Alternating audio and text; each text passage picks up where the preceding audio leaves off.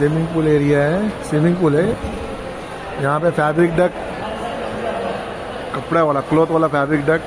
पीछे इसके गैल्वेनाइज है, GI शीट। पीछे मशीन है, 3 मशीन है 25-25 टन का। ये हम लोगों ने इंस्टॉलेशन किया हुआ है, फैब्रिक डक, कपड़े वाला डक।